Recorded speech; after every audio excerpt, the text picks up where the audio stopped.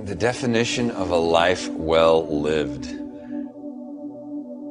For me, a life well lived is a life that is not about victories or losses, but about a continuous process of growth, a continuous process of evolution, a continuous process of adventure, curiosity, bewilderment, and awe. One in which you don't go quietly into that good night at the end of the race, but instead you rage and rage and rage against the dying of the light.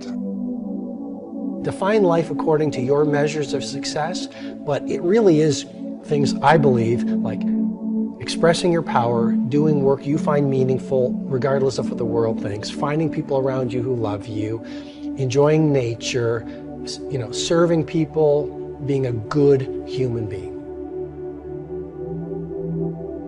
I finally realized there's something inside of us more than our limits. Today, all of us can have an impact. The difference between having an impact and not having impact is a decision. It's not resources, it's not money, it's all there, it's a decision. So I want to talk a little bit about mindset today, about thinking, about how we think.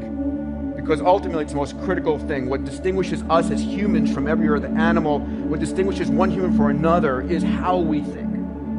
And I want to encourage you to think in what I call a bold and abundant mindset.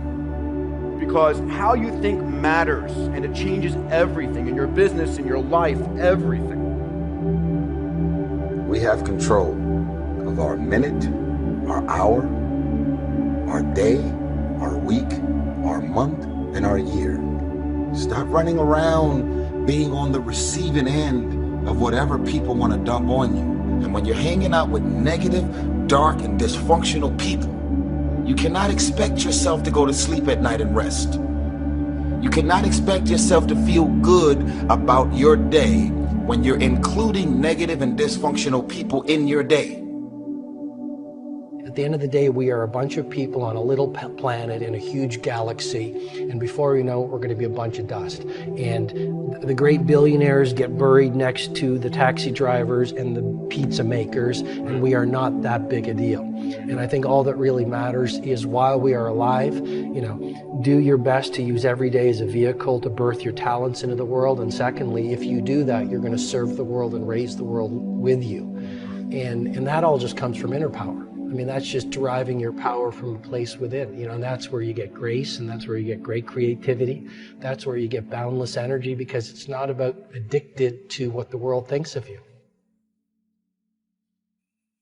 Because when you're trying to differentiate, when you're trying to do something different, there's going to be that gut moment, that gut sense. Is this right? Is this not right? If you're not having doubt, you're not pushing the boundaries far enough.